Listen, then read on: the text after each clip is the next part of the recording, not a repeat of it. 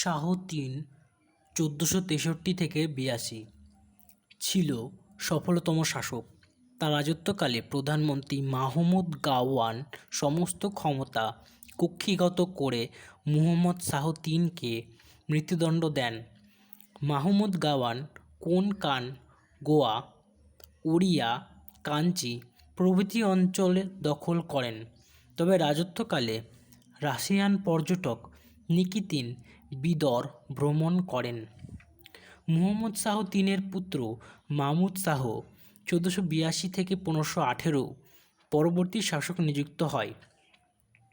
বাহমনি সাম্রাজ্যের শেষ শাসক ছিল কালিম উল্লাহ শাহ 1524-1527। ১ নম্বর, বিজয়পুরের আদিল শাহী সাম্রাজ্য। ইউসুফ আলী শাহ বিজয়পুর সাম্রাজ্য প্রতিষ্ঠা করেন। এই সাম্রাজ্যটি ছিল 1686 খ্রিস্টাব্দ ঔরঙ্গজেবের সময় পর্যন্ত। মুহম্মদ আদিল শাহ গোল গুম্বজ তৈরি করেছিলেন। ২ নম্বর, নিজাম শাহী সাম্রাজ্য আহমেদনগর।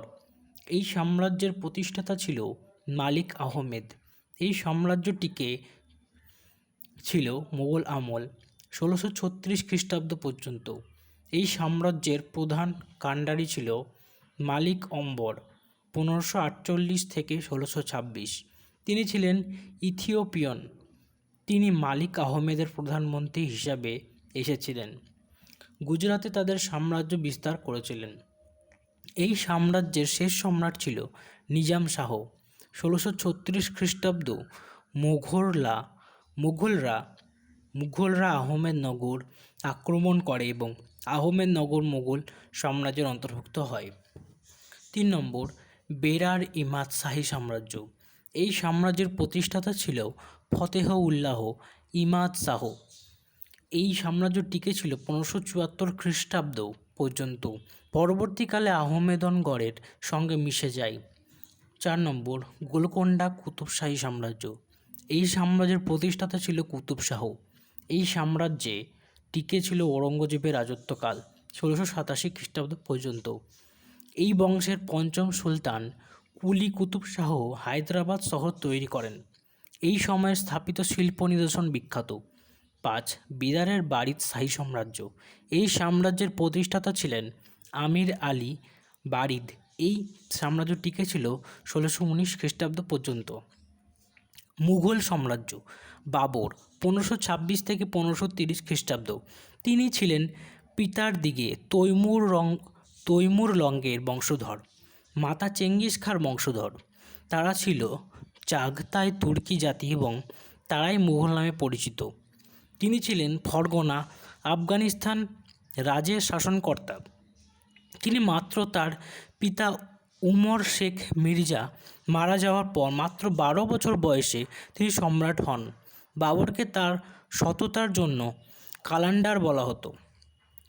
তাকে ভারত আক্রমণের জন্য আহ্বান জানিয়েছিল দৌলত খাঁ লোদি, পাঞ্জাবের সুবাদার আলম খাঁ, ইব্রাহিম লোদির কাকা এবং রাণা সিংহ। 1526 খ্রিস্টাব্দ প্রথম পানিপথের যুদ্ধে ইব্রাহিম লোদিকে পরাজিত করে দিল্লি দখল করেন। ইব্রাহিম লোদি লাক্ষাধিক সেনাবাহিনী থাকলেও মাত্র 12,000 সেনা নিয়ে রুমি ও তুঘলঘমা নামক পদ্ধতি ব্যবহার করে যুদ্ধে জয়লাভ করে। তার এই যুদ্ধে নেতৃত্ব দিয়েছিল উস্তাদ আলী ও মুস্তফা। 1527 খ্রিস্টাব্দে ঘানোয়ার যুদ্ধে সংগ্রাম সিংহকে পরাজিত করে রাজপুত রাজ্য দখল করেন। এর ফলে বাবরের সাম্রাজ্য শক্তিশালী হয়। এই যুদ্ধের পর তিনি গাজী উপাধি ধারণ করেন। 1528 খ্রিস্টাব্দে চান্দ্রেরি যুদ্ধে অন্য রাজপুত রাজা মেদিনী রায়কে পরাজিত করে চান্দ্রেরি দুর্গ দখল করেন। 1529 খ্রিস্টাব্দে গড়গড়া যুদ্ধে আফগান রাজা মাহমুদ লোদিকে ইব্রাহিম লোদির ভাই পরাজিত করে। বাবর ছিলেন মধ্য এশিয়া ও ভারত, তৈমুর ও আকবরের যোগসূত্র। 30 ডিসেম্বর 1530 খ্রিস্টাব্দ আগ্রার আরামবাগে তার মৃত্যু হয়। তার দেহ নিয়ে যাওয়া হয় আরামবাগ থেকে কাবুলে। সেখানে তাকে সমাধিত করা হয়। বাবর তুর্কি ভাষায় তার আত্মজীবনী তুহুক-ই-বাবরি লিখেছিলেন। এটি ছিল ক্লাসিক সাহিত্য। বাবরকে বলা হতো প্রথম রাতের কবি। হুমায়ুন 1530 থেকে 1540 এবং 1555 থেকে 1556 খ্রিস্টাব্দ। তিনি কাবুলে 1508 খ্রিস্টাব্দে জন্মগ্রহণ করেন। তার পিতা বাবর এবং মাতা ছিলেন মহিম বেগম। হুমায়ুন কখনো খারাপ গোলাপ পছন্দ করতেন না। হুমায়ুন তার সাম্রাজ্যকে সুন্দরভাবে সাজিয়েছিলেন। তার 3 ভাই কামরান, হিন্দাল ও আসকরিকে বিভিন্ন প্রদেশের শাসন ভার দিয়ে তার সাম্রাজ্যকে সুসংগঠিত করেছিল। দিন পানাহ দিল্লিতে তার দ্বিতীয় রাজধানী স্থাপন করেন। 1532 খ্রিস্টাব্দে দৌরাহর যুদ্ধে মামুদ লোদি ও তার অনুগামী আফগানিদের পরাস্ত করেন। এই সময় শেরশাহ সুরি তার শক্তি বৃদ্ধি করে। 1539 খ্রিস্টাব্দে চৌসার কাছে শেরশাহ হুমায়ুনকে আক্রমণ করে এবং চৌসার যুদ্ধে হুমায়ুন ভীষণভাবে পরাজিত হয় এবং কোনো প্রকারে জলের ব্যাগে পালিয়ে আগ্রায় ফিরে আসে।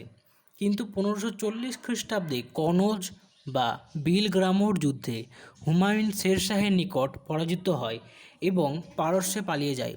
15 বছর পর 1555 খ্রিস্টাব্দে তিনি পুনরায় ফিরে আসেন।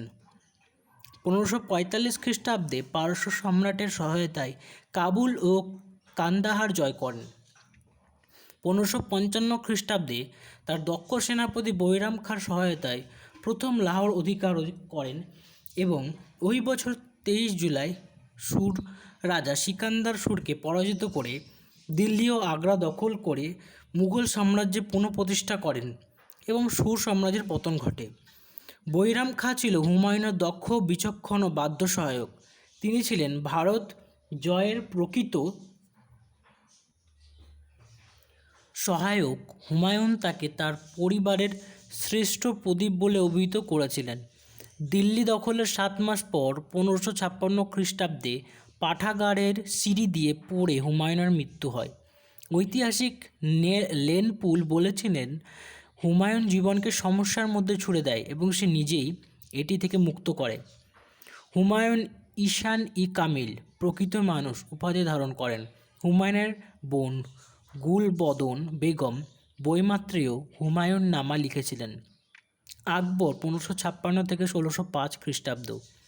জালালউদ্দিন মোহাম্মদ আকবর ছিলেন হুমায়ুনের পুত্র। মাতা ছিলেন হামিদা বানু বেগম। তিনি 1542 খ্রিস্টাব্দে সিন্ধু প্রদেশের অমরকোটে জন্মগ্রহণ করেন। তিনি লেখাপড়া জানতেন না। বৈরাম খাঁর অভিভাবকত্বে মাত্র 14 বছর বয়সে কালানাউর এ দায়িত্ব নেন। বৈরাম খাঁর নেতৃত্বে 1556 খ্রিস্টাব্দে দ্বিতীয় পানিপথের যুদ্ধে হিমু বিক্রমাদিত্যকে পরাজিত করে। হিমু ছিল আদিল শাহ সুরির প্রধানমন্ত্রী ও সেনাপতি। তিনি দিল্লি পুনরুদ্ধার করে। বিদ্রোহ। হিমু ছিল দিল্লির শেষ হিন্দু রাজা। তিনি 14তম ও শেষ রাজা ছিলেন যে বিক্রমাদিত্য উপাধি ধারণ করেছিলেন। 1556 থেকে 1560 খ্রিস্টাব্দ পর্যন্ত আকবরের শাসন কার্য পরিচালনা করত বৈরাম খাঁ। আকবরের নবরত্ন। আবুল ফজল। তিনি ছিলেন আকবরনামা লেখক ও আইনি আকবরের প্রচারক। তিনি আকবরের হিসাবরক্ষকও ছিলেন। তিনি মুঘল সেনাবাহিনীর সেনানায়ক ছিলেন। ফৈজি। তিনি ছিলেন ঐতিহাসিক আবুল ফজলের ভ্রাতা। তিনি ছিলেন আকবরের সভাকবি এবং নবরত্নের একজন। তাকে প্রথম নিযুক্ত করা হয় আকবর পুত্রদের শিক্ষক হিসেবে। তিনি লীলাবতীকে একটি গণিত বই ফার্সি ভাষায় অনুবাদ করেছিলেন। তানসেন। তিনি হলেন রামতনু পাণ্ডে। তিনি ছিলেন একজন যন্ত্রবাদক। সে সর্বদা বাজনা নিয়েই থাকতেন। তিনি গোয়ালিয়র হিন্দু পরিবারে জন্মগ্রহণ করেন। তিনি রাজা রামচন্দ্রের সভায় বাদক হিসেবে আসায় আকবরের দৃষ্টিগোচর হয়। পরে তিনি ইসলাম ধর্ম গ্রহণ করেন। তিনি গিটারে সন্তর বাদক। তানসেন মিউজিকে যেন আগুন ঝরাতো। তার বিখ্যাত রাগ ছিল মেঘ, মলোহার ও দীপক। রাজা বীরবল। বীরবলের আসল নাম মহেশ দাস। তিনি আকবরের সাম্রাজ্যে শাসন কার্যের সঙ্গে যুক্ত ছিলেন। তিনি ছিলেন হাস্যরসিক, বিদূষক, কবি এবং সঙ্গীতজ্ঞ। তার জ্ঞানে মুগ্ধ হয়ে সম্রাট তার নবরত্ন সভায় তাকে স্থান দিয়েছিলেন। তার ডাকনাম ছিল বীরবল। আকবর তাকে রাজা উপাধি দিয়েছিলেন। রাজা টেডিরমল, রাজা টোডরমল। টোডরমল ছিল আকবরের রাজস্ব বা অর্থমন্ত্রী। তিনি সাম্রাজ্যের উন্নয়নের জন্য সাম্রাজ্যকে কয়েকটি ভাগে ভাগ করেছিলেন। তার তৈরি করা পদ্ধতির উপর ভিত্তি করে পরবর্তী মুঘল সম্রাটরা রাজ্য চালনা করেছিলেন। টোডরমল শের শাহের সঙ্গে কাজ করেছিলেন, আর 1582 খ্রিস্টাব্দে আকবর তাকে সেরা উপাধি রাজা ও দেওয়ান-ই-আশরফ দেন। রাজা মানসিংহ ছিল অম্বরের রাজা। তিনি আকবরের বশ্যতা স্বীকার করে তার সেনাবাহিনীতে যোগ দেন। তিনি ছিলেন আকবরের প্রধান সেনাপতি। পরবর্তীকালে অম্বরের রাজা বিহারী মিলের কন্যাকে আকবর বিবাহ করে এবং তার পুত্র রাজা ভগবান দাসকে আকবরের সহকারী হিসেবে নিযুক্ত করেন। মানসিংহ ছিল আকবরের যুদ্ধ জয়ের মূল কাণ্ডারি।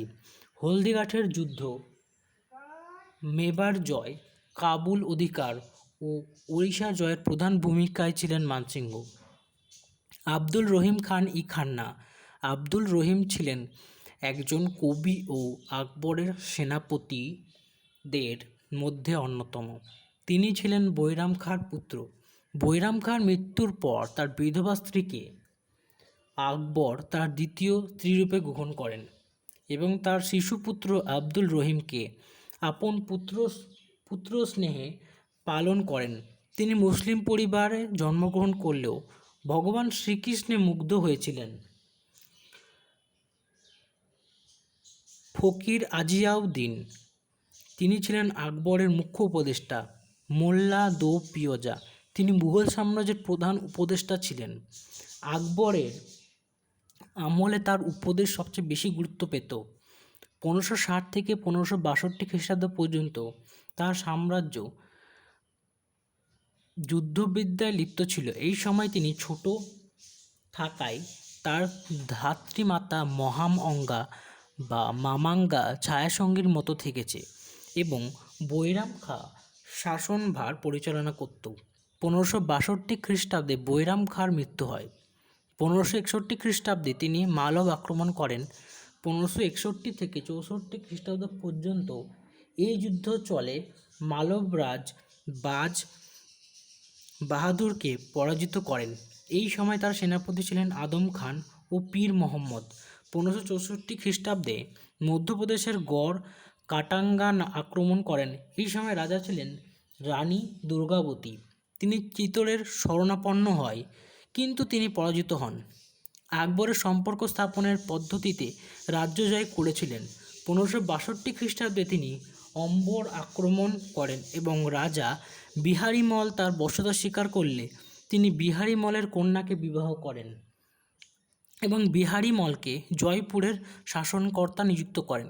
1584 খ্রিস্টাব্দে রাজপুত্র সেলিমের সঙ্গে রাজা ভগবান দাসের কন্যাকে বিবাহ দিয়ে তিনি তার সাম্রাজ্য মুঘল সাম্রাজ্যের অন্তর্ভুক্ত করেন। 1572 খ্রিস্টাব্দে গুজরাট আক্রমণ করেন এবং তৃতীয় মুজাফর শাহকে পরাজিত করেন। আকবর বুলন্দ দরওয়াজা ও ফতেপুর সিক্রি 1602 তৈরি করেন। 1576 খ্রিস্টাব্দে হলদিঘাটের যুদ্ধে রাজা মানসিংহ বিহারীমলের পৌত্র ও আসিফ খানের নেতৃত্ব রানা প্রতাপকে পরাজিত করে এবং রাজপুত সাম্রাজ্য দখল করে। রাজা মানসিংহের নেতৃত্বে বাংলা, বিহার ও উড়িষ্যা দখল করে। 1591 খ্রিস্টাব্দে মান্দ্রেশ ও 1595 খ্রিস্টাব্দে বালুচিস্তান, ফান্দাহার তার সাম্রাজ্যের অন্তর্ভুক্ত হয়।